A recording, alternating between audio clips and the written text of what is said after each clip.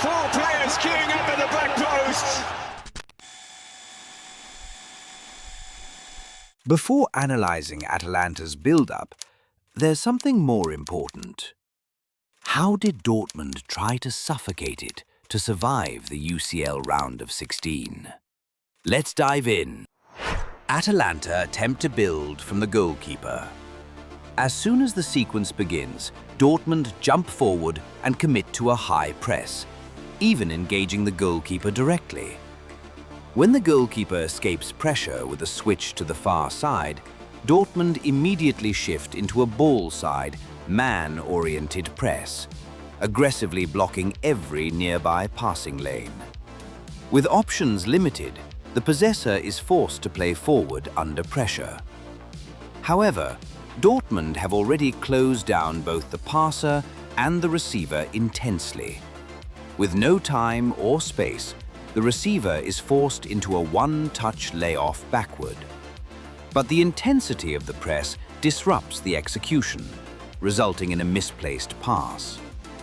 As the ball is loose, a Dortmund defender steps out from the back line to regain possession. In the mid-third, Dortmund organize into either a 5-2-3 or 5-3-2 mid-block. As the possessor begins to carry the ball forward, the entire block drops collectively, maintaining compact vertical spacing. When a nearby defender steps up to apply pressure, the possessor attempts to penetrate inside the block with a central pass. However, a defender from the back line reacts instantly, aggressively stepping out to block the passing lane and clear the danger. So how did Atalanta break the pressure? Their most evident solution was simple but effective. Overload one side to lure Dortmund in, then execute a rapid switch to the weak side, attacking at high speed before the block could recover. In this sequence, we can see Dortmund forming a compact mid-block on the left side. Atalanta initially attempt a forward pass, but it's blocked, so they recycle possession backward. This is intentional, drawing Dortmund out of their structure. Through short passing combinations, they circulate the ball once more and play it back again, inviting even more pressure. As planned, Dortmund step higher and transition into a more aggressive, man-oriented press. At that moment, the centre-back in possession switches the ball to the right, initiating a flank change. Dortmund are now pulled further toward the ball side, and Atalanta begin their attacking progression. The entire block shifts to the right, exactly as Atalanta intended, leaving the opposite flank exposed once again. Now, with space available, the possessor, Samardzic, delivers a long diagonal switch to the left flank, destabilizing the defensive shape for a second time and launching the attack phase. In this sequence, the possessor plays the ball backward and immediately makes a forward run into the left side. This movement draws two defenders out of position and shifts their attention toward him. As intended, Dortmund's mid-block becomes compact on the left side. As a result, the right flank is left exposed. Recognizing the space, the possessor delivers a long switch to the free side. To exploit this space, wing-back Zappacosta accelerates at full speed, using his dynamic superiority to drive the attack forward and increase the tempo immediately. In defense for Atalanta. In this sequence, the opposition form a compact block on the right side. As they drop and shift toward the possessor, space begins to open between the lines.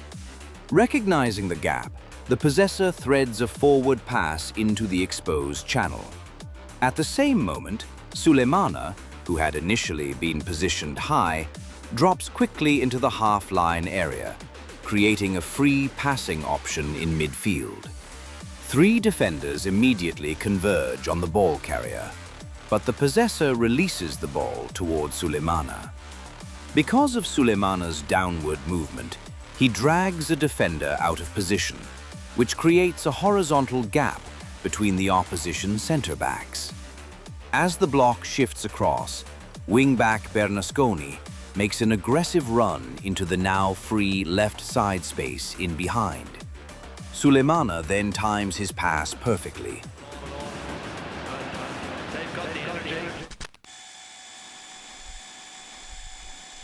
To break down Dortmund's 5-3-2 defensive block in the defensive third, Atalanta relied on two main approaches.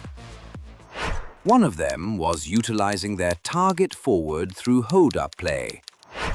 In this sequence, the opposition block has already shifted toward the right, where the possessor is positioned.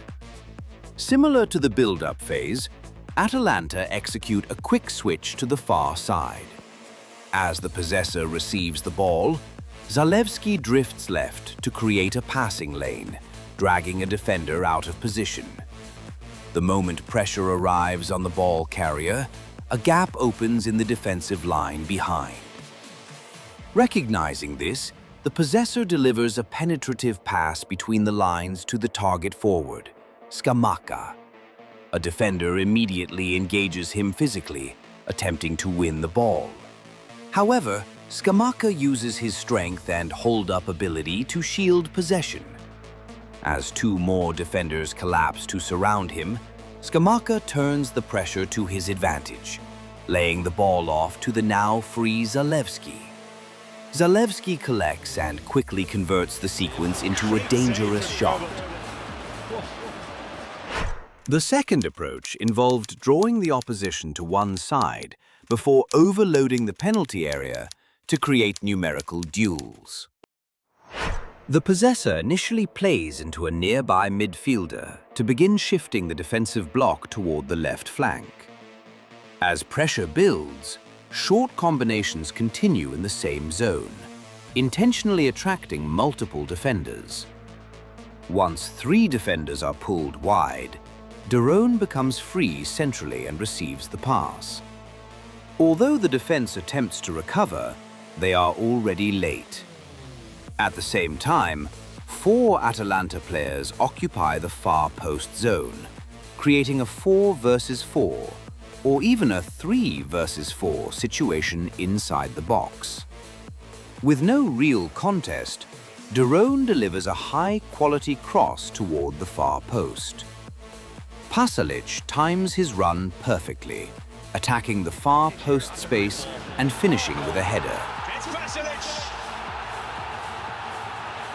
Four players queuing up at the back post.